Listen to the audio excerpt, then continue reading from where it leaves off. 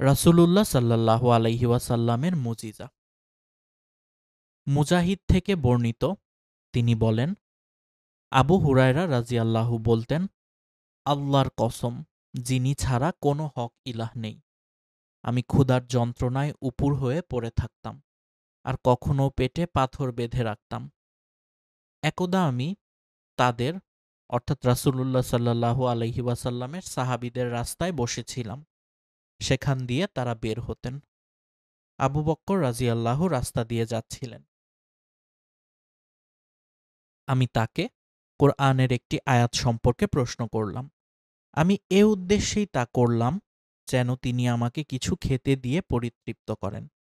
কিন্তু তিনি চলে গেলেন, কিছুই করলেন না। এরপর উমর রাযিয়াল্লাহু আমার পাশ দিয়ে যাচ্ছিলেন।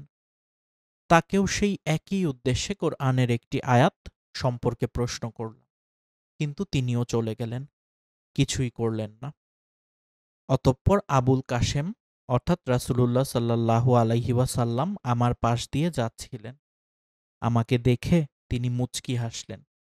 তিনি আমার চেহারা দেখে মনের কথা বুঝতে পারলেন এবং বললেন, হে আবু হির। আমি বললাম, হে আল্লাহর রাসূল সাল্লাল্লাহু আলাইহি ওয়াসাল্লাম, আমি উপস্থিত। তিনি বললেন, তুমি আমার সঙ্গে চলো। অতঃপর তিনি চললেন। আমি তার অনুসরণ করলাম। তিনি বাড়িতে প্রবেশ করলেন। অতঃপর আমি ভিতরে প্রবেশের অনুমতি চাইলাম। তিনি অনুমতি দিলে আমি প্রবেশ করলাম। তিনি ঘরে প্রবেশ করে একটি পেয়ালায় কিছু দুধ দেখে জিজ্ঞেস করলেন, এ দুধ কোথা থেকে এসেছে? বাড়ির লোকজন উত্তর দিল, অমুক পুরুষ অথবা অমুক মহিলা আপনার জন্য হাদিয়া স্বরূপ দিয়েছেন। তিনি বললেন, হে আবু হুরায়রা রাযিয়াল্লাহু। আমি বললাম, আমি হাজির হে আল্লাহর রাসূল। তিনি বললেন, আহলে সুফফার লোকদেরকে গিয়ে এখানে ডেকে আনো। রাবী বলেন, আহলে সুফফা ছিল ইসলামের মেহমান। তাদের পরিবার পরিজন ধন সম্পদ কিছুই ছিল না, আর এমন কেউ ছিল না যার উপর ভরসা করা যায়। যখন কোনো সাদাকার মাল রাসূলুল্লাহ সাল্লাল্লাহু আলাইহি ওয়াসাল্লামের নিকট আসত, তখন তিনি তা তাদের জন্য পাঠিয়ে দিতেন। নিজে সেখান থেকে কিছুই গ্রহণ করতেন না। আর যদি কোনো হাদিয়া অর্থাৎ উপঢৌকন আসত, তিনি সেখান থেকেও এক অংশ তাদের জন্য পাঠিয়ে দিয়ে এতে তাদেরকে শরিক করতেন এবং নিজে এক অংশ গ্রহণ করতেন। আবু হুরায়রা বলেন, রাসূলুল্লাহ সাল্লাল্লাহু আলাইহি ওয়াসাল্লামের আদেশ শুনে আমি হতাশ হয়ে পড়লাম। মনে মনে বললাম, এতটুকু দুধ দ্বারা আহলে সুফফার কি হবে? আমি এ দুধ পানের বেশি হকদার। আমি তা পান করলে আমার শরীরে শক্তি ফিরে পেতাম। যখন তারা এসে গেলেন, তখন তিনি আমাকে আদেশ দিলেন, আমি যেন তাদেরকে দুধ পান করতে দেই। আর আমার আশা রইল না যে এ দুধ থেকে আমি কিছু পাব। কিন্তু আল্লাহ ও তার রাসূল সাল্লাল্লাহু আলাইহি ওয়াসাল্লামের আদেশ অমান্য করার কোনো উপায় আমার ছিল না। তার আদেশ মান্য করা ছাড়া আমার কোনো গত্যন্তর ছিল না। সুতরাং আমি আহলে সুফফার নিকট গিয়ে তাদেরকে ডেকে আনলাম। তারা এসে ঘরে প্রবেশের অনুমতি চাইলে তিনি তাদেরকে অনুমতি দিলেন। তারা ঘরে এসে নিজ নিজ আসন গ্রহণ করলেন। তিনি বললেন, হে আবু হুরায়রা। আমি বললাম, আমি হাজির হে আল্লাহর রাসূল। রাসূলুল্লাহ সাল্লাল্লাহু আলাইহি ওয়াসাল্লাম আমাকে বললেন, এটি তাদেরকে দাও। আমি দুধের পেয়ালা হাতে নিয়ে তাদের দিতে শুরু করলাম। এক ব্যক্তির হাতে দিলাম, সে পান করে পরিতৃপ্ত হল এবং আমাকে পেয়ালা ফেরত দিল। অতঃপর আমি অন্য একজনকে দিলাম, সেও তৃপ্তি সহকারে পান করে পেয়ালা ফেরত দিল। তৃতীয় জনকে দিলে সেও তাই করল। এভাবে আমি সব শেষে রাসূলুল্লাহ সাল্লাল্লাহু আলাইহি ওয়াসাল্লামের নিকট পৌঁছলাম। সবাই পরিতৃপ্ত হল। তিনি পেয়ালা নিলেন এবং আমার দিকে তাকিয়ে মুচকি হেসে বললেন, হে আবু হুরায়রা। আমি বললাম, আমি হাজির হে আল্লাহর রাসূল। তিনি বললেন, এখন আমি আর তুমি বাকি। আমি বললাম, আপনি ঠিকই বলেছেন হে আল্লাহর রাসূল। তিনি বললেন, বসে পড়ো এবং পান করো। আমি বসে পড়লাম। তিনি পুনরায় বললেন, পান করো। আমি পান করলাম। তিনি একথা বলতেই থাকলেন। অবশেষে আমি বাধ্য হলাম যে, আল্লাহর শপথ, যিনি আপনাকে সত্য সহকারে পাঠিয়েছেন, আমার পেটে আর জায়গা নেই। তিনি বললেন, তাহলে আমাকে দাও। আমি তাকে দিলে তিনি আল্লাহর প্রশংসা করলেন এবং বিসমিল্লাহ বলে বাকি দুধ পান করলেন। শিক্ষা: রাসূলুল্লাহ সাল্লাল্লাহু আলাইহি ওয়াসাল্লাম ছিলেন অত্যন্ত বিচক্ষণ। তিনি তার সাহাবীদের মুখ দেখেই তাদের অন্তরের অবস্থা বুঝতে পারতেন। ২. বসে পান করা সুন্নত। বিসমিল্লাহ বলে পান করতে হবে। ৩. বিসমিল্লাহ বলে পান করতে হবে। ৪. আমন্ত্রিত ব্যক্তি অনুমতি না নিয়ে বাড়িতে প্রবেশ করবে না। ৫. পরস্পর ভ্রাতৃত্ব বৃদ্ধির জন্য হাদিয়া বা উপঢৌকন প্রদান করা সুন্নত। ৬. বিপদগ্রস্ত বা অভাবগ্রস্তকে সাহায্য করা মুমিনের অবশ্য কর্তব্য। বিসমিল্লাহির রহমানির রহিম। আসসালামু আলাইকুম। হাদিসের গল্প সিরিজের গল্পগুলো স্বাগত জানাচ্ছি স্টোরিজ অফ ইসলাম বাংলার পক্ষ। কাহিনী শুরু করার আগে আপনাদেরকে একটি রিকোয়েস্ট, প্লিজ আমাদের চ্যানেলটিকে সাবস্ক্রাইব করে দিবেন নতুন নতুন স্টোরি শোনার জন্য। মদিনায় হিজরতের পথে। বারা ইবনু আজেব রাজিয়াল্লাহু তার পিতা হতে বর্ণনা করেন যে, একদা আজেব রাজিয়াল্লাহু আবু বকর রাজিয়াল্লাহুকে বললেন, হে আবু বকর, যে রাতে আপনি রাসূলুল্লাহ সাল্লাল্লাহু আলাইহি ওয়াসাল্লামের সাথে হিজরতের উদ্দেশ্যে সফর করেছিলেন, সে রাতে আপনারা কি করেছিলেন আমাকে অবহিত করুন। আবু বকর রাজিয়াল্লাহু বললেন, আমরা একদিন এক রাত পথ চলার পর যখন দ্বিপ্রহর হল এবং পথঘাট এমন শূন্য হল যে কাউকেও চোখে পড়ছিল না, এমন সময় একটি লম্বা পাথর আমাদের নজরে আসলো।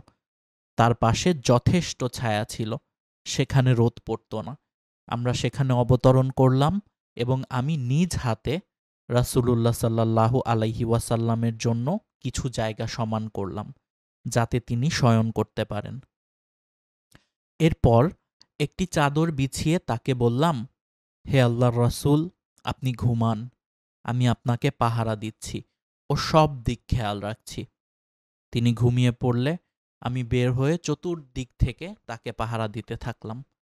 তাকে পাহারা দেওয়ার সময় হঠাৎ দেখি একজন মেষচারক আমাদের ন্যায় বিশ্রাম নেয়ার জন্য পাথরটির দিকে অগ্রসর হচ্ছে। আমি তাকে জিজ্ঞেস করলাম, তোমার বকরিগুলোতে দুধ আছে কি? সে বলল, হ্যাঁ আছে। আমি বললাম, তুমি কি তা আমাদের জন্য দহন করবে? সে বলল, হ্যাঁ করব। অতঃপর সে একটি বকরি ধরে এনে একটি পাত্রে সামান্য দুধ দহন করল। আমার নিকট একটি পাত্র ছিল, যা আমি রাসূলুল্লাহ সাল্লাল্লাহু আলাইহি ওয়াসাল্লামের জন্য এনেছিলাম, যেন তা দিয়ে তিনি তৃপ্তি সহকারে পানি পান করতে এবং অজু করতে পারেন। অতঃপর আমি দুধ নিয়ে রাসূলুল্লাহ সাল্লাল্লাহু আলাইহি ওয়াসাল্লামের নিকটে এসে তাকে ঘুম থেকে জাগানো ভালো মনে করলাম না। কিছুক্ষণ পর তাকে জাগ্রত অবস্থায় পেলাম। তখন দুধ ঠান্ডা করার জন্য তাতে পানি মিশালাম, ফলে দুধের নিম্নভাগ পর্যন্ত ঠান্ডা হয়ে গেল। অতঃপর আমি বললাম, হে আল্লাহর রাসূল, পান করুন। তিনি পান করলেন। এতে আমি খুব সন্তুষ্ট হলাম। অতঃপর রাসূলুল্লাহ সাল্লাল্লাহু আলাইহি ওয়াসাল্লাম জিজ্ঞেস করলেন, আমাদের রওনা হওয়ার সময় হয়েছে কি? আমি বললাম। আবু বকর রাদিয়াল্লাহু বলেন, সূর্য ঢলে যাওয়ার পর আমরা রওনা হলাম। এদিকে সুরাকা ইবনু মালেক আমাদের অনুসরণ করছিল। আমি বললাম, হে আল্লাহর রাসূল, আমাদের নিকটে শত্রু এসে পড়েছে। তিনি বললেন, চিন্তা করো না, আল্লাহ আমাদের সঙ্গে আছেন। এরপর রাসূলুল্লাহ সাল্লাল্লাহু আলাইহি ওয়াসাল্লাম সুরাকার জন্য বদদোয়া করলেন। ফলে তার ঘোড়াটি তাকে নিয়ে শক্ত মাটিতে পেট পর্যন্ত দেবে গেল। তখন সুরাকা বলল, আমার বিশ্বাস তোমরা আমার জন্য বদদোয়া করেছ। তোমরা আল্লাহর নিকট আমার জন্য দোয়া করো। আল্লাহ তোমাদের সাহায্যকারী হবেন। আমি তোমাদের নিকট অঙ্গীকার করছি যে তোমাদের অন্বেষণকারীদেরকে আমি ফিরিয়ে দিব। তখন রাসূলুল্লাহ সাল্লাল্লাহু আলাইহি ওয়াসাল্লাম তার জন্য দোয়া করলে সে মুক্তি পায়। অতঃপর যার সাথেই সুরাকার দেখা হয়েছে তাকেই সে বলেছে, আমি তোমাদের কাজ সেরে এসেছি, এদিকে তারা কেউ নেই।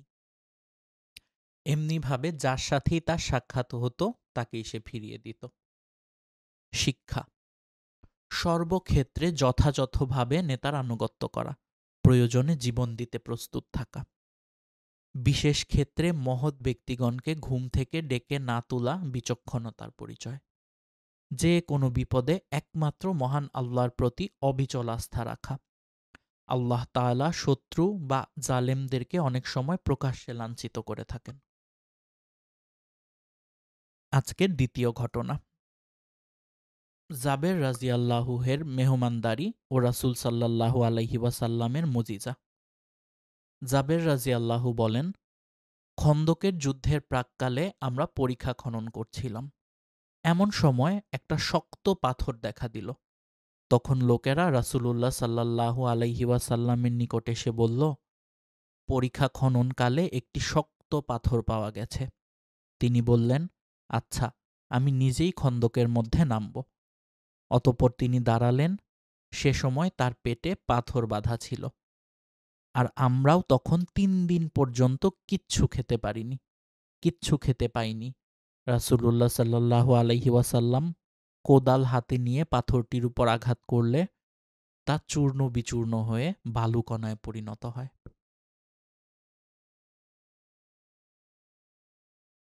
জাবের রাজিয়াল্লাহু বলেন, আমি আমার স্ত্রীর নিকটে এসে বললাম, তোমার কাছে খাওয়ার কিছু আছে কি? রাসূলুল্লাহ সাল্লাল্লাহু আলাইহি ওয়াসাল্লামকে ভীষণ ক্ষুধার্ত অবস্থায় দেখতে পেলাম সেদিন আমি। তখন সে একটি চামড়ার পাত্র হতে ১ ছা পরিমাণ যব বের করল। আমাদের একটি মোটা তাজা বকরির বাচ্চা ছিল, তা আমি যবে করলাম, আর আমার স্ত্রী যব পিষল। অবশেষে আমরা হাঁড়িতে গোশত চড়ালাম। অতঃপর আমি রাসূলুল্লাহ সাল্লাল্লাহু আলাইহি ওয়াসাল্লামের নিকটে এসে চুপে চুপে বললাম, আল্লাহর রাসূল সাল্লাল্লাহু আলাইহি ওয়াসাল্লাম, আমরা একটি বকরির বাচ্চা জবেহ করেছি, আর ১ সা যব ছিল। আমার স্ত্রী তা পিষেছে। সুতরাং আপনি আরো কয়েকজন সঙ্গে নিয়ে আসুন। রাসূলুল্লাহ সাল্লাল্লাহু আলাইহি ওয়াসাল্লাম উচ্চ স্বরে সবাইকে বললেন, হে পরিখা খননকারীগণ, এসো, তোমরা তাড়াতাড়ি চলো। জাবের তোমাদের জন্য খাবার তৈরি করেছে। অতঃপর রাসূলুল্লাহ সাল্লাল্লাহু আলাইহি ওয়াসাল্লাম আমাকে বললেন, তুমি বাড়ি ফিরে যাও। আমি না আসা পর্যন্ত গোশতের ডেকচি নামাবে না এবং খামির থেকে রুটিও বানাবে না। এরপর তিনি লোকজন সহ উপস্থিত হলেন। তখন আমার স্ত্রী খামিরগুলি রাসূলের সম্মুখে দিলে তিনি তাতে লালা মিশিয়ে দিয়ে বরকতের জন্য দোয়া করলেন। অতঃপর ডেকচির নিকট অগ্রসর হয়ে তাতেও লালা মিশিয়ে বরকতের জন্য দোয়া করলেন। এরপর বললেন, তুমি আরও রুটি প্রস্তুতকারীদেরকে ডাকো, যারা তোমার সাথে রুটি বানাবে, আর চুলার উপর থেকে ডেকচি না নামিয়ে তুমি তা থেকে তরকারি নিয়ে পরিবেশন করো। জাবের রাজিয়াল্লাহু বলেন, সাহাবীদের সংখ্যা ছিল ১,০০০। আমি আল্লাহর কসম করে বলছি, সকলে তৃপ্তি সহকারে খেয়ে চলে যাওয়ার পরও ডেকচি ভর্তি তরকারি ফুটছিল এবং প্রথম অবস্থার ন্যায় আটার খামির হতে রুটি প্রস্তুত হচ্ছিল। শিক্ষা: ১. কর্মীদের উৎসাহ ও প্রেরণা দানের জন্য নেতাকে তাদের সাথে যে কোনো কাজে নিজ হাতে সহযোগিতা করতে হয়। ২. কর্মীদের অন্যতম কর্তব্য হল নেতার সার্বিক বিষয়ের প্রতি তীক্ষ্ণ দৃষ্টি রাখা। ৩. রাসূলুল্লাহ সাল্লাল্লাহু আলাইহি ওয়াসাল্লামের পক্ষ হতে প্রকাশিত প্রত্যেক মুজিজার প্রতি সুনিশ্চিত বিশ্বাস রাখা। ৪. দিনের পথে যত কষ্টই আসুক না কেন হাসি মুখে তা বরণ করে নেওয়া।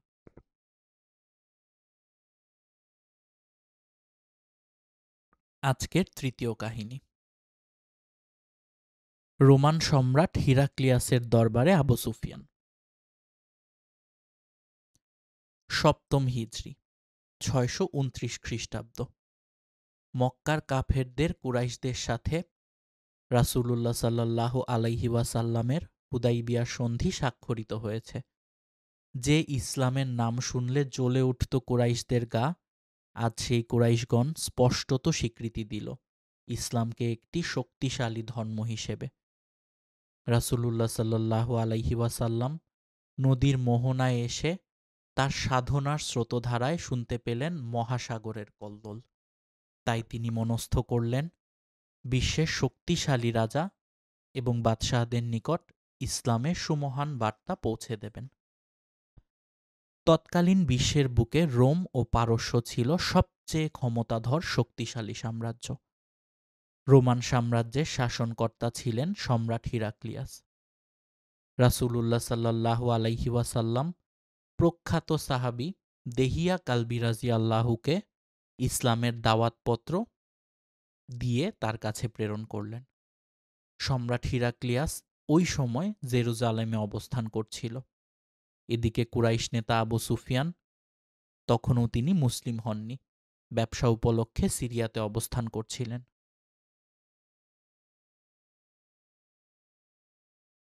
আবদুল্লাহ বিন আব্বাস রাজিয়াল্লাহু হতে বর্ণিত, তাকে আবু সুফিয়ান বিন হারব সংবাদ দিয়েছেন যে একদা রোম সম্রাট হিরাক্লিয়াস তাকে একদল কুরাইশ সহ ডেকে পাঠালেন। তখন তারা ব্যবসা উপলক্ষে সিরিয়াতে অবস্থান করছিলেন। এ সময় রাসূলুল্লাহ সাল্লাল্লাহু আলাইহি ওয়াসাল্লাম আবু সুফিয়ান ও কুরাইশদের সাথে হুদাইবিয়ার সন্ধিসূত্রে আবদ্ধ ছিলেন। সম্রাট হিরাক্লিয়াস তার অমাত্যবর্গ পরিবৃত অবস্থায় ইলিয়া বা জেরুজালেমে অবস্থানকালে তারা সম্রাটের দরবারে আগমন করলেন। সম্রাট হিরাক্লিয়াস তাদেরকে স্বীয় মজলিসে ডেকে নিলেন। তখন তার চতুর্পার্শ্বে ছিলেন রোমান সম্রাটগণ। অতঃপর তিনি কুরাইশগণকে এবং তার দোভাষীকে আহ্বান জানিয়ে বললেন, যে লোকটি তোমাদের মধ্যে নবী বলে দাবি করছেন, বংশগতভাবে তোমাদের মধ্যে কে তার অধিক নিকটবর্তী? আবু সুফিয়ান বললেন, তখন আমি বললাম, বংশগতভাবে আমি তার নিকটতম ব্যক্তি। সম্রাট হিরাক্লিয়াস নির্দেশ দিলেন যে তাকে আমার নিকটবর্তী করো এবং তার সঙ্গী সাথীগণকেও ডেকে এনে তার পেছনে উপস্থিত করো। অতঃপর সম্রাট তার দোভাষীকে বললেন, তুমি তাদেরকে বলো, আমি এই লোকটিকে তার অর্থাৎ রাসূলুল্লাহ সাল্লাল্লাহু আলাইহি ওয়াসাল্লাম সম্পর্কে জিজ্ঞাসাবাদ করব। যদি সে আমার সাথে কোনো মিথ্যা কথা বলে, তবে তোমরা যেন তাকে মিথ্যাবাদী বলে প্রমাণ করো। আবু সুফিয়ান বলেন, আল্লাহর কসম, লোকেরা আমার উপর মিথ্যা আরোপ করবে বলে যদি আমার লজ্জার ভয় না হতো, তাহলে তখন আমি অবশ্যই রাসূলুল্লাহ সাল্লাল্লাহু আলাইহি ওয়াসাল্লাম সম্পর্কে মিথ্যা কথা বলতাম। সম্রাট সর্বপ্রথম তাকে ডেকে জিজ্ঞেস করলেন, যিনি নবী বলে দাবি করেছেন তার বংশ কেমন? আবু সুফিয়ান বললেন, তিনি আমাদের মধ্যে সম্ভ্রান্ত বংশগত। তখন সম্রাট বলল, তার পূর্বে তোমাদের মধ্য হতে কোনো ব্যক্তি কখনো এমন কথা বলেছে? আবু সুফিয়ান বলল, না। সম্রাট বলল, তার পিতৃপুরুষগণের মধ্যে কেউ বাদশাহ ছিলেন কি? আবু সুফিয়ান বললেন, না। তখন আবার সম্রাট জিজ্ঞেস করল, প্রভাবশালী লোকেরা তার অনুসরণ করছে নাকি দুর্বল লোকেরা তার অনুসরণ করছে? আবু সুফিয়ান উত্তর দিতে বাধ্য হলেন, দরিদ্র ও দুর্বল শ্রেণীর লোকগুলো। সম্রাট তখন আবার জিজ্ঞেস করলেন, তাদের সংখ্যা কি দিন দিন বাড়ছে না কমছে? আবু সুফিয়ান বললেন, না, বরং দিন দিন বেড়েই চলেছে। সম্রাট জিজ্ঞেস করলেন, তাদের মধ্যে কেউ কি সেই দিনে প্রবেশ করার পর তার দিনের প্রতি বীতশ্রদ্ধ হয়ে তা ত্যাগ করে থাকে? আবু সুফিয়ান বললেন, না। সম্রাট আবার জিজ্ঞেস করলেন, সে নবুয়াত লাভের পূর্বে তোমরা তাকে মিথ্যাবাদী বলে অপবাদ দিতে? না। তখন সম্রাট বললেন, তিনি কখনো কোনো অঙ্গীকার ভঙ্গ করেছেন কি? আবু সুফিয়ান বললেন, না, তবে আমরা একটি নির্দিষ্ট সময়ের জন্য তার সাথে এক সন্ধি চুক্তিতে আবদ্ধ হয়েছি। জানি না এ সময়ের মধ্যে তিনি কি করবেন। আবু সুফিয়ান পরবর্তীতে বলেন, এই কথাটি ছাড়া তার বিরুদ্ধে অন্য কিছু বলা আমার পক্ষে সম্ভব হয়ে ওঠেনি। তখন সম্রাট আবার তাকে জিজ্ঞেস করলেন, তোমরা কি তার সাথে কোনো যুদ্ধ করেছ? আবু সুফিয়ান উত্তরে বললেন, হ্যাঁ, করেছি। সম্রাট জিজ্ঞেস করলেন, যুদ্ধের ফলাফল কি? আবু সুফিয়ান উত্তর দিলেন, তার ও আমাদের মধ্যে অনুষ্ঠিত যুদ্ধের ফলাফল হল বালতিতে পালাক্রমে পানি তোলার ন্যায়, অর্থাৎ কোনোটায় তিনি জয়লাভ করেন, আবার কোনোটায় আমরা জয়লাভ করি। তখন সম্রাট জিজ্ঞেস করলেন, তিনি তোমাদেরকে কি নির্দেশ দিয়ে থাকেন? আবু সুফিয়ান বললেন, তিনি বলেন, তোমরা একমাত্র আল্লাহর ইবাদত করো, তার সাথে কোনো কিছুকে শরিক করো না, আর তোমরা তোমাদের বাপ দাদারা যা বলে বেড়াতো তা পরিত্যাগ করো। তিনি আমাদেরকে সালাত প্রতিষ্ঠা করতে, সর্বদা সত্য কথা বলতে, অশ্লীল ও নিষিদ্ধ কাজ থেকে দূরে থাকতে এবং আত্মীয়তার বন্ধন অটুট রাখতে বলেন। সম্রাট হিরাক্লিয়াস দোভাষীকে বললেন, তুমি তাকে বলো, আমি তোমাকে তার বংশ সম্পর্কে জিজ্ঞেস করেছি। তুমি উত্তরে বলেছ, তিনি তোমাদের মধ্যে সম্ভ্রান্ত বংশজাত। প্রকৃতপক্ষে নবী রাসূলগণ তাদের কৌমের সম্ভ্রান্ত পরিবারে প্রেরিত হয়ে থাকেন। আমি তোমাকে জিজ্ঞেস করেছি, তোমাদের মধ্যে কেউ কি এ কথা, অর্থাৎ নবী হওয়ার কথা পূর্বে বলেছেন? তুমি উত্তরে বলেছ, না। আমি বলতে চাই, যদি তার পূর্বে কেউ এ কথা বলতো, তবে অবশ্যই আমি বলতে পারতাম, তিনি এমন এক ব্যক্তি যিনি পূর্বের কথার পুনরাবৃত্তি করছেন। আমি তোমাকে জিজ্ঞেস করেছি, তার পিতৃপুরুষগণের মধ্যে কোনো বাদশা ছিলেন কি? তুমি উত্তরে বলেছ, না। আমি বলতে চাই, যদি তার পিতৃপুরুষগণের মধ্যে কোনো বাদশা থাকত, তাহলে আমি বলতাম, তিনি এমন এক ব্যক্তি যিনি পিতৃরাজ্য পুনরুদ্ধার করতে ইচ্ছুক। আমি তোমাকে জিজ্ঞেস করেছি, তোমরা তার নবুয়াত লাভের পূর্বে তার প্রতি কোনো মিথ্যা অপবাদ দিয়েছিলে কি? তুমি উত্তরে বলেছ, না। কাজেই আমি বুঝতে পেরেছি, তিনি এমন এক ব্যক্তি যিনি মানুষের ব্যাপারে মিথ্যারোপ করবেন না এবং আল্লাহর উপরে মিথ্যারোপ করবেন, কারো উপরেই মিথ্যারোপ করবেন না। আমি তোমাকে জিজ্ঞেস করেছি, যে প্রভাবশালী লোকেরা তার অনুসরণ করছে, নাকি নিরীহ এবং দুর্বল লোকগুলো তার অনুসরণ করছে? তুমি উত্তরে বলেছ, নিরীহ দুর্বল লোকেরাই তার অনুসরণ করছে। আসলে নিরীহ দুর্বল লোকেরাই নবী রাসূলগণের অনুসারী হয়ে থাকে। আমি তোমাকে জিজ্ঞেস করেছি, তারা সংখ্যায় বৃদ্ধিপ্রাপ্ত হচ্ছে নাকি হ্রাস পাচ্ছে? তুমি উত্তরে বলেছ, বৃদ্ধি হচ্ছে। ঈমানের ব্যাপারটি পূর্ণতা লাভের সময় পর্যন্ত এরূপই হয়ে থাকে। আমি তোমাকে জিজ্ঞেস করেছি, কেউ তার দিনে প্রবেশ করে বীতশ্রদ্ধ হয়ে আবার সে দিন পরিত্যাগ করেছে কিনা? তুমি উত্তরে বলেছ, না, কেউ এমনটা করেনি। আসলে ঈমানের দীপ্তি ও সজীবতা অন্তরের সাথে মিশে গেলে এরকমটাই হয়ে থাকে।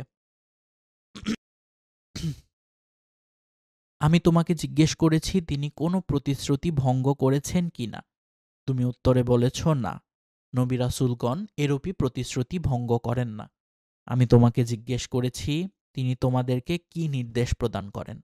তুমি উত্তরে বলেছ, তিনি তোমাদেরকে একমাত্র আল্লাহর ইবাদত করার ও তার সাথে কোনো কিছুকে শরিক না করার নির্দেশ প্রদান করেন। তিনি তোমাদেরকে মূর্তি পূজা করতে নিষেধ করেন এবং তোমাদেরকে সালাত প্রতিষ্ঠা করার, সত্য কথা বলার ও পুত পবিত্র থাকার নির্দেশ প্রদান করেন।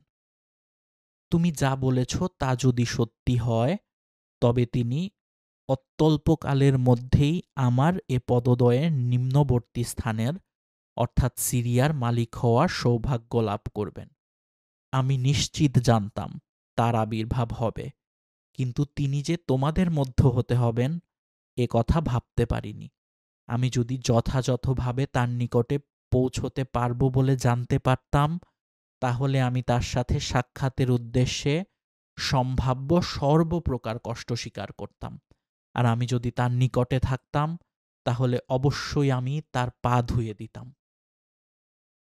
অতঃপর সম্রাট হিরাক্লিয়াস রাসূলুল্লাহ সাল্লাল্লাহু আলাইহি ওয়াসাল্লামের পত্রখানা আনতে বললেন। যে পত্রখানা নিয়ে রাসূলুল্লাহ সাল্লাল্লাহু আলাইহি ওয়াসাল্লামের সাহাবী দেহিয়া কালবি রাযিয়াল্লাহুকে বসরার শাসনকর্তার নিকট পাঠানো হয়েছিল। বসরার অধিপতি হারেস পত্রখানা সম্রাট হিরাক্লিয়াসকে প্রদান করলে তিনি তা পাঠ করলেন। পত্রটি ছিল নিম্নরূপ: বিসমিল্লাহির রহমানির রহিম। পরম করুণাময় অসীম দয়ালু আল্লাহর নামে শুরু করছি। আল্লাহর বান্দা ও তদীয় রাসূল মুহাম্মাদের পক্ষ হতে রোম সম্রাট হিরাক্লিয়াসের প্রতি, যারা সঠিক পথের অনুসারী তাদের উপর শান্তি বর্ষিত হোক। অতঃপর আমি আপনাকে ইসলামের দাওয়াত প্রদান করছি। ইসলাম গ্রহণ করুন, নিরাপদে থাকতে পারবেন। আল্লাহ আপনাকে দ্বিগুণ পুরস্কারে ভূষিত করবেন।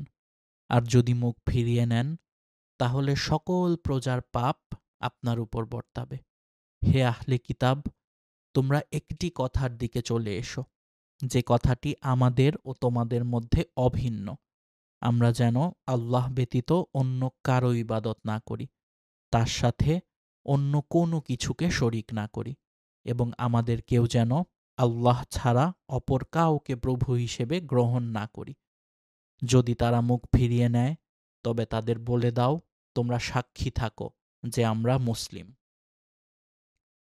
আবু সুফিয়ান বলেন, যখন সম্রাট হিরাক্লিয়াস তার বক্তব্য ও পত্রখানা পাঠ শেষ করলেন, তখন তার সম্মুখে শরগোল ও চিৎকার চরম আকার ধারণ করল এবং আমাদেরকে বের করে দেয়া হলো।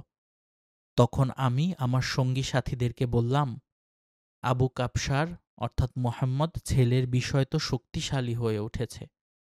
বনু আসফার অর্থাৎ রোমের বাদশাও তাকে ভয় পাচ্ছে। তখন থেকে আমি বিশ্বাস করতাম যে তিনি শীঘ্রই জয়ী হবেন। অবশেষে মহান আল্লাহ আমাকে ইসলাম গ্রহণের তৌফিক দিলেন।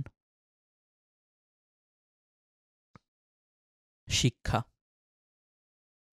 গরিব অসহায়রাই দিনী কাজে অগ্রগামী থাকে। আল্লাহ রাসূল আলামিন প্রত্যেক মানুষকে সত্য মিথ্যা ও ভালো মন্দ বোঝার অনুধাবন শক্তি দিয়েছেন। ক্ষমতা লিপ্সা ও স্বার্থহানির ভয়ে মানুষ হক গ্রহণ থেকে বিরত থাকে। আজকের শেষ কাহিনী।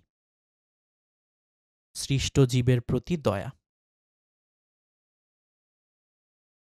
ইবনু উমর রাজিয়াল্লাহু সূত্রে নবী করিম সাল্লাল্লাহু আলাইহি ওয়াসাল্লাম হতে বর্ণিত, তিনি বলেন, এক নারী একটি বিড়ালের কারণে জাহান্নামে গিয়েছিল। সে তাকে বেঁধে রেখেছিল।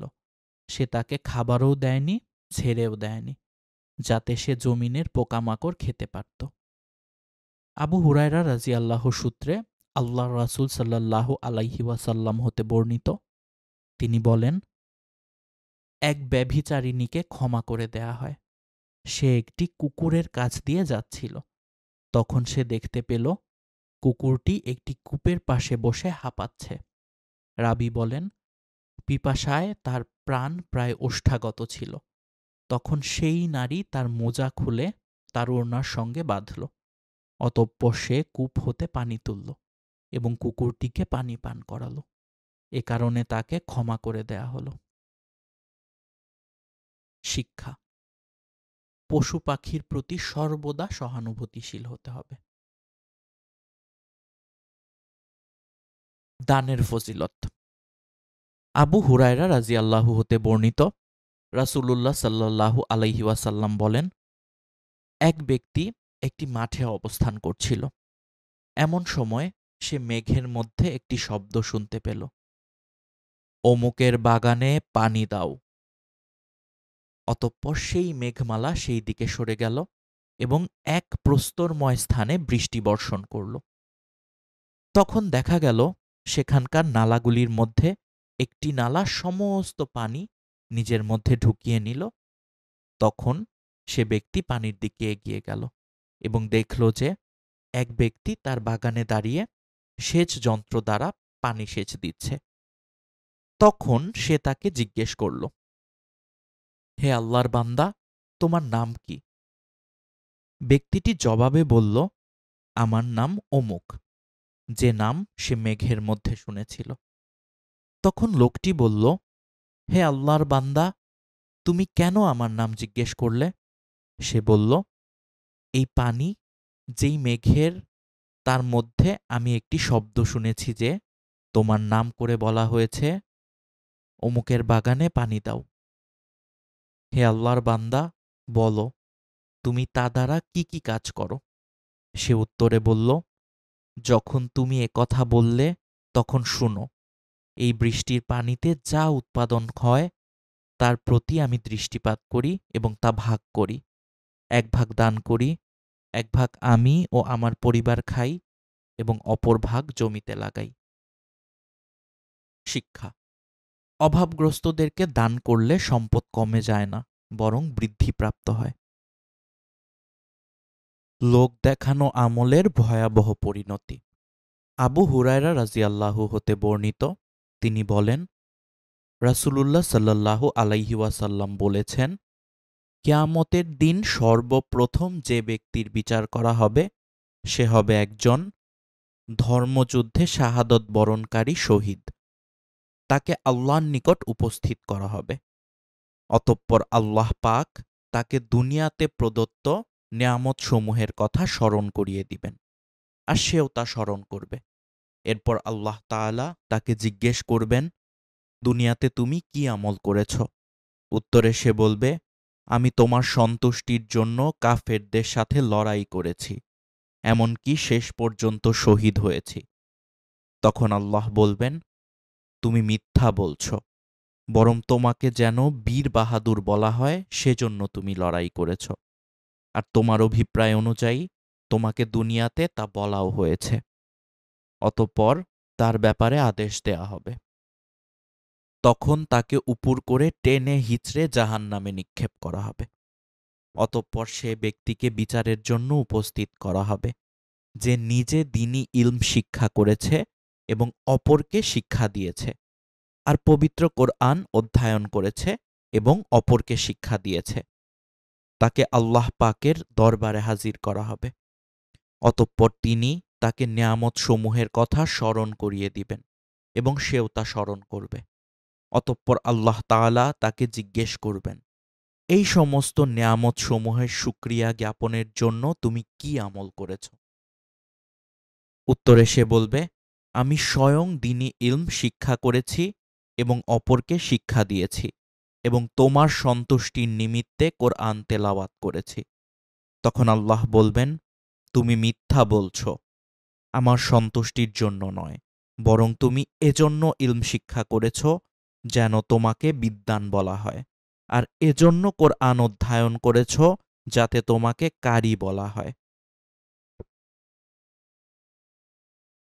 আর তোমার অভিপ্রায় অনুযায়ী তোমাকে বিদ্বান ও কারিও বলা হয়েছে। অতঃপর ফেরেশতাদেরকে তার সম্পর্কে নির্দেশ দেয়া হবে। সুতরাং তাকে উপুর করে টানতে টানতে জাহান্নামে নিক্ষেপ করা হবে। অতঃপর এমন এক ব্যক্তিকে বিচারের জন্য আল্লাহর দরবারে উপস্থিত করা হবে, যাকে আল্লাহ তাআলা বিপুল ধন সম্পদ দান করে বিত্তবান করেছিলেন। তাকে আল্লাহ তাআলা প্রথমে প্রদত্ত নেয়ামতসমূহের কথা স্মরণ করিয়ে দিবেন, আর তখন সমস্ত নেয়ামতের কথা অকপটে স্বীকার করবে। অতঃপর তিনি তাকে জিজ্ঞেস করবেন, এই সমস্ত নেয়ামতসমূহের শুকরিয়া তুমি কি আমল করেছ?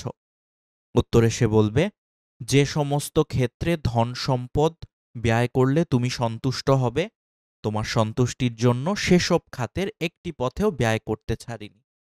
আল্লাহ তাআলা বলবেন, তুমি মিথ্যা বলছ, আমার সন্তুষ্টির জন্য নয়, বরং তুমি এই উদ্দেশ্যে দান করেছিলে যাতে তোমাকে বলা হয় যে সে একজন দানবীর। সুতরাং তোমার অভিপ্রায় অনুসারে দুনিয়াতে তোমাকে দানবীর বলা হয়েছে। অতঃপর ফেরেশতাদেরকে তার সম্পর্কে নির্দেশ দেয়া হবে। নির্দেশ মোতাবেক তাকে উপুর করে টানতে টানতে জাহান্নামে নিক্ষেপ করা হবে। উপরের ঘটনা থেকে তাহলে আমরা কি শিক্ষা পাই? শিক্ষা পাই এই যে লোক দেখানো আমলের পরিণতি অত্যন্ত ভয়াবহ। কাজেই সর্বদা আমাদের নিয়তকে পরিশুদ্ধ রাখতে হবে এবং প্রতিটি কাজ একমাত্র আল্লাহ পাকের সন্তুষ্টির জন্যই করতে হবে। আজকের দ্বিতীয় ঘটনা, আবু বকর রাদিয়াল্লাহু এর মর্যাদা।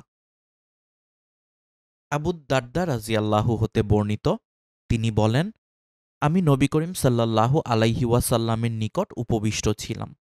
এমন সময় আবু বকর রাদিয়াল্লাহু পরনের কাপড়ের এক পাশ এমনভাবে ধরে আসলেন যে তার 2 হাঁটু বেরিয়ে পড়ছিল। নবী করিম সাল্লাল্লাহু আলাইহি ওয়াসাল্লাম বললেন, তোমাদের এ সাথী এইমাত্র কারো সাথে ঝগড়া করে আসছে। তিনি সালাম করলেন এবং বললেন, হে আল্লাহর রাসূল, আমার এবং উমর ইবনুল খাত্তাবের মাঝে একটি বিষয় নিয়ে কিছু কথা কাটাকাটি হয়ে গেছে। আমি প্রথমে একটু কটু কথা বলেছি, অতঃপর লজ্জিত হয়ে তার কাছে মাপ চেয়েছি, কিন্তু তিনি আমাকে ক্ষমা করতে অস্বীকৃতি জানিয়েছেন। এখন আমি আপনার নিকট হাজির হয়েছি। নবী করিম সাল্লাল্লাহু আলাইহি ওয়াসাল্লাম বললেন, আল্লাহ তোমাকে মাফ করবেন হে আবু বকর। এ কথাটি তিনি ৩ বার বললেন। আল্লাহ তোমাকে মাফ করবেন হে আবু বকর। আল্লাহ তোমাকে মাফ করবেন আবু বকর। আল্লাহ তোমাকে মাফ করবেন হে আবু বকর। অতঃপর ওমর রাজিয়াল্লাহু লজ্জিত ও অনুতপ্ত হয়ে আবু বকর রাজিয়াল্লাহু এর বাড়িতে এসে জিজ্ঞেস করলেন, আবু বকর কি বাড়িতে আছেন? তারা বলল, না। তখন ওমর রাজিয়াল্লাহু নবী করিম সাল্লাল্লাহু আলাইহি ওয়াসাল্লামের নিকট চলে এসে সালাম দিলেন। তাকে দেখে নবী করিম সাল্লাল্লাহু আলাইহি ওয়াসাল্লামের চেহারা বিবর্ণ হয়ে গেল।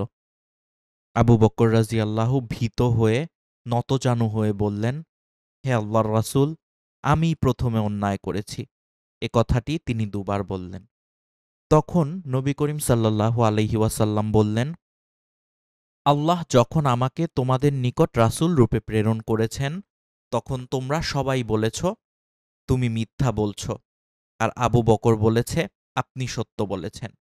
তার জান মাল সব কিছু দিয়ে আমাকে সহানুভূতি জানিয়েছে। তোমরা কি আমার সম্মানে আমার সাথীকে অব্যাহতি দিবে? এ কথাটি তিনি ২ বার বললেন। তোমরা কি আমার সম্মানে আমার সাথীকে অব্যাহতি দিবে? তোমরা কি আমার সম্মানে আমার সাথীকে অব্যাহতি দিবে? অতঃপর আবু বকর রাদিয়াল্লাহুকে আর কখনো কষ্ট দেয়া হয়নি।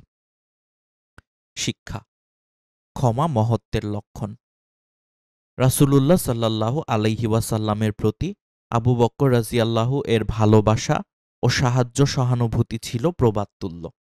এজন্যই রাসূলুল্লাহ সাল্লাল্লাহু আলাইহি ওয়াসাল্লাম বলেছিলেন, আমি যদি আমার রব ব্যতীত অন্য কাউকে বন্ধু হিসেবে গ্রহণ করতাম, তাহলে আবু বকরকে গ্রহণ করতাম।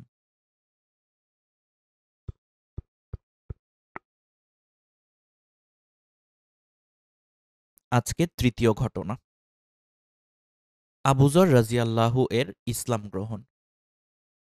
আবু জামরা রাদিয়াল্লাহু হতে বর্ণিত, তিনি বলেন, আব্দুল্লাহ ইবনু আব্বাস রাদিয়াল্লাহু আমাদেরকে বললেন, আমি কি তোমাদেরকে আবু যর রাদিয়াল্লাহু এর ইসলাম গ্রহণের ঘটনা বর্ণনা করব না? আমরা বললাম, হ্যাঁ, অবশ্যই করবেন। তিনি বললেন, আবু যর রাদিয়াল্লাহু বলেছেন, আমি গিফার গোত্রের একজন মানুষ। আমরা জানতে পারলাম যে মক্কায় এক ব্যক্তি আত্মপ্রকাশ করে নিজেকে নবী বলে দাবি করছেন। আমি আমার ভাইকে বললাম, তুমি মক্কায় গিয়ে ওই ব্যক্তির সাথে আলোচনা করে বিস্তারিত খোঁজ খবর নিয়ে এসো। সে রওনা হয়ে গেল এবং মক্কার ওই লোকটির সঙ্গে সাক্ষাৎ করে ফিরে আসলো। অতঃপর আমি জিজ্ঞেস করলাম, কি খবর নিয়ে এলে? সে বলল, আল্লাহর কসম, আমি এমন এক ব্যক্তিকে দেখেছি যিনি সৎ কাজের আদেশ দেন এবং মন্দ কাজ হতে নিষেধ করেন। আমি বললাম, তোমার খবরে আমি সন্তুষ্ট হতে পারলাম না। অতঃপর আমি একটি ছুরি ও এক পাত্র খাবার নিয়ে মক্কার দিকে রওনা হলাম। মক্কায় পৌঁছে আমার অবস্থা দাঁড়ালো এমন যে আমি তাকে চিনি না এবং কারও নিকট জিজ্ঞেস করাও আমি সমীচীন মনে করি না। তাই আমি জমজমের পানি পান করে মসজিদে থাকতে লাগলাম। একদিন সন্ধ্যাবেলা আলী রাদিয়াল্লাহু আমার নিকট দিয়ে গমনকালে আমার প্রতি ইশারা করে বললেন, মনে হয় লোকটি বিদেশী। আমি বললাম, হ্যাঁ। তিনি বললেন, আমার সঙ্গে আমার বাড়িতে চলো। আবু যর বলেন, অতঃপর আমি তার সাথে তার বাড়ি চললাম। পথে তিনি আমাকে কোনো কিছু জিজ্ঞেস করেননি, আর আমিও ইচ্ছা করে কোনো কিছু বলিনি। তার বাড়িতে রাত্রি যাপন করে ভোরবেলায় আবার মসজিদে গেলাম ওই ব্যক্তি সম্পর্কে জিজ্ঞেস করার জন্য, কিন্তু ওখানে এমন কোনো লোক ছিল না যে ওই ব্যক্তি সম্পর্কে কিছু বলবে। তিনি বলেন, ওই দিনও আলী রাদিয়াল্লাহু আমার নিকট দিয়ে চলার সময় বললেন, এখনও কি লোকটি তার গন্তব্যস্থল ঠিক করতে পারেনি? আমি বললাম, না। তিনি বললেন, আমার সাথে চলো। পথিমধ্যে তিনি আমাকে জিজ্ঞেস করলেন, বলো, তোমার ব্যাপার কি? কেন এ শহরে এসেছ? আমি বললাম, যদি আপনি আমার বিষয়টি গোপন রাখার আশ্বাস দেন তাহলে তা আপনাকে বলতে পারি।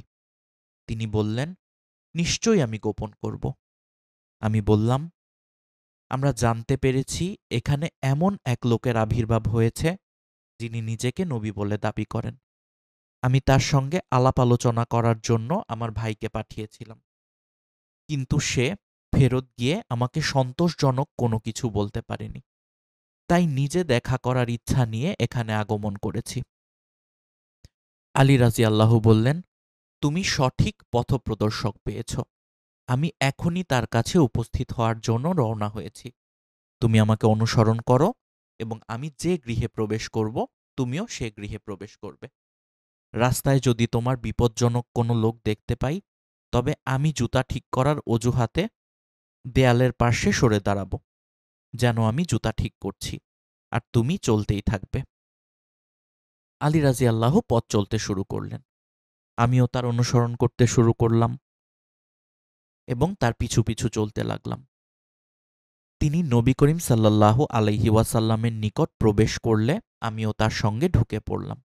আমি বললাম, আমার নিকট ইসলাম পেশ করুন। তিনি পেশ করলেন, আর আমি তৎক্ষণাৎ মুসলিম হয়ে গেলাম। নবী করিম সাল্লাল্লাহু আলাইহি ওয়াসাল্লাম বললেন, হে আবু যর, এখনকার মতো তোমার ইসলাম গ্রহণ গোপন রেখে তোমার দেশে চলে যাও। যখন আমাদের বিজয়ের খবর জানতে পারবে তখন এসো। আমি বললাম, যে আল্লাহ আপনাকে সত্য দিনসহ পাঠিয়েছেন তার শপথ, আমি কাফির মুশরিকদের সামনে উচ্চস্বরে তাওহীদের বাণী ঘোষণা করব। ইবনু আব্বাস রাদিয়াল্লাহু বলেন, এই কথা বলে তিনি মসজিদে হারামে গমন করলেন। কুরাইশের লোকজনও সেখানে উপস্থিত ছিল। তিনি বললেন, হে কুরাইশগণ, আমি নিশ্চিতভাবে সাক্ষ্য দিচ্ছি যে আল্লাহ ছাড়া কোনো মাবুদ নেই, এবং আমি আরও সাক্ষ্য দিচ্ছি যে মুহাম্মদ সাল্লাল্লাহু আলাইহি ওয়াসাল্লাম আল্লাহর বান্দা ও তার রাসূল। এটা শোনার পর কুরাইশগণ বলে উঠল, ধরো এই ধর্মত্যাগী লোকটিকে, ধরো তাকে, ধরো এই ধর্মত্যাগীটাকে। তারা আমার দিকে এগিয়ে আসলো এবং আমাকে এমন নির্মমভাবে প্রহার করতে লাগলো যেন আমি মরে যাই। তখন আব্বাস রাদিয়াল্লাহু আমার নিকট পৌঁছে আমাকে ঘিরে রাখলেন। অতঃপর তিনি কুরাইশদের উদ্দেশ্য করে বললেন, তোমাদের ধ্বংস অনিবার্য। তোমরা গিফার বংশের জনৈক ব্যক্তিকে হত্যা করতে উদ্যত হয়েছ, অথচ তোমাদের ব্যবসা বাণিজ্যের কাফেলাকে গিফার গোত্রের নিকট দিয়ে যাতায়াত করতে হয়। এ কথা শুনে তারা আমার নিকট থেকে দূরে সরে পড়ল। পরদিন ভোরবেলা কাবাগৃহে উপস্থিত হয়ে গতদিনের মতোই আমি আমার ইসলাম গ্রহণের পূর্ব ঘোষণা দিলাম। কুরাইশগণ বলে উঠল, ধরো এই ধর্মত্যাগী লোকটিকে। গতকালের মতো আজও তারা নির্মমভাবে আমাকে মারধর করল। এই দিনও আব্বাস রাদিয়াল্লাহু এসে আমাকে রক্ষা করলেন এবং কুরাইশদের উদ্দেশ্য করে ওই দিনের মতো বক্তব্য রাখলেন। ইবনু আব্বাস রাদিয়াল্লাহু বলেন, এটাই ছিল আবু যর রাদিয়াল্লাহু এর ইসলাম গ্রহণের প্রথম ঘটনা। শিক্ষা: হক অন্বেষণের জন্য সর্বদা সচেষ্ট থাকতে হবে। হকের পথের পথিকরা নানান মুসিবতের সম্মুখীন হয়। এক্ষেত্রে তাদেরকে ধৈর্যের পরাকাষ্ঠা প্রদর্শন করতে হবে। সমাজের প্রচলিত রসম রেওয়াজের বিরুদ্ধে কথা বললে নানা বিদ্রুপাত্মক পরিস্থিতির সম্মুখীন হতে হয় কিংবা নানা ব্যঙ্গাত্মক নামে ডাকা হয়, কিন্তু তাতে বিচলিত না হয়ে সত্য প্রচারে অটল থাকতে হবে। আবু নাজিহ রাদিয়াল্লাহু এর ইসলাম গ্রহণের ঘটনা। আবু নাজি আমর ইবনু আবাসাহ আস-সুলামি রাদিয়াল্লাহু বলেন, জাহিলি যুগে আমি ধারণা করতাম যে লোকেরা পথভ্রষ্টতার উপর রয়েছে এবং এরা কোনো ধর্মেই নেই, আর ওরা প্রতিমা পূজা করছে। অতঃপর আমি এক ব্যক্তির ব্যাপারে শুনলাম যে তিনি মক্কায় অনেক আশ্চর্য খবর বলেছেন। সুতরাং আমি আমার সোয়ারির উপর বসে তার কাছে এসে দেখলাম যে তিনি আল্লাহর রাসূল সাল্লাল্লাহু আলাইহি ওয়াসাল্লাম। তিনি গোপনে ইসলাম প্রচার করছেন, আর তার সম্প্রদায় অর্থাৎ মুশরিকরা তার প্রতি দুর্ব্যবহার করছে।